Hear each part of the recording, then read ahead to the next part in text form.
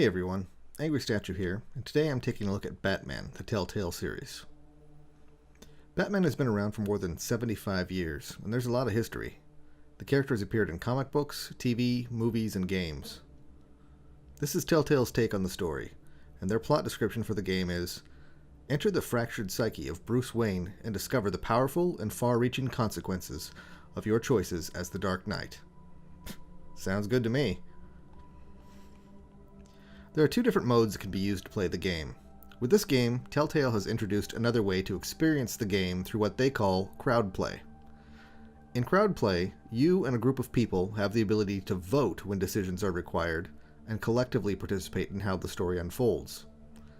I haven't played using crowd play yet, however I will be going through this soon and will put out another video about that experience. In the single player mode, you're on your own. You're initially introduced to two ways to interact with the story. The first is through the use of QuickTime events, which is where the player is prompted to press buttons or keys in a particular sequence and time frame for a good outcome. So far I've only seen QuickTime events used during combat sequences. The second method used is dialogue choice, where at some moment in a conversation between characters you have to decide what Bruce Wayne or Batman will say. You don't have an unlimited time here, as there is a timer running. If you fail to choose before the timer expires, then nothing is said. My experience is generally I have just about enough time to read all the options and then have about 2 seconds to make a choice. As the story moves on, new ways to interact are revealed, like examining items, tying clues together to understand how things are related, etc. And in these cases, you're given more time. I don't know if it's unlimited, but the game can't progress until Bruce or Batman figures it out. I'm not sure what the technical style name for the graphics in this game is. I know that Telltale has used this style before in other games, and I've seen other games and even movies that use the same style. I'm just going to describe it as a living comic book style. Given the nature of the story, there's a darker, more shadowed tone to the look of the game. Colors may be slightly muted, but the effect is good.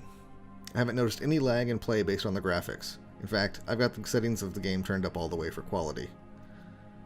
I did notice a few artifacts here and there when the camera panned across a scene. Things like lines dancing around a bit, but nothing serious. The sounds and music work well to enhance the story, whether it's people chattering away at a fundraiser, clinking of glasses, or a gunshot.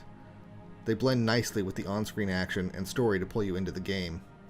The soundtrack of the game is applied equally well to scenes, adding urgency or anticipation. After completing the first episode, I really just wanted to jump straight into the next one. Unfortunately, episode 2 hasn't been released yet, so I'm going to have to practice some patience. This is a bit different than any other game I've played, but it didn't take long to get used to. The gameplay is more like an interactive movie than a traditional game. There are times when you're little more than an observer, waiting for the scene to unfold before you get to a point where you can interact, and at other points the story cannot progress until you've completed some task.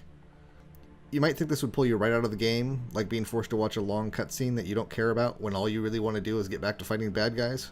However, with this type of game, it really doesn't. Remember those actions and dialogue choices you have to make? Because the time you have to respond is limited, you're focused, waiting to interact. Also, honestly, I can't say I've seen a boring scene yet. Some things may have a bit of slow build-up, but the storytelling is good, and I haven't felt like it was a wasted time. The length of time it took me to play through the first episode was about an hour and 40 minutes. At this point, the other episodes haven't been released, but I'd expect they should take at least that long to complete. Since the story changes with the choices you make, there's definitely some replay value here, though I wonder how that will work since it can take a while to get to the points where you're making those decisions.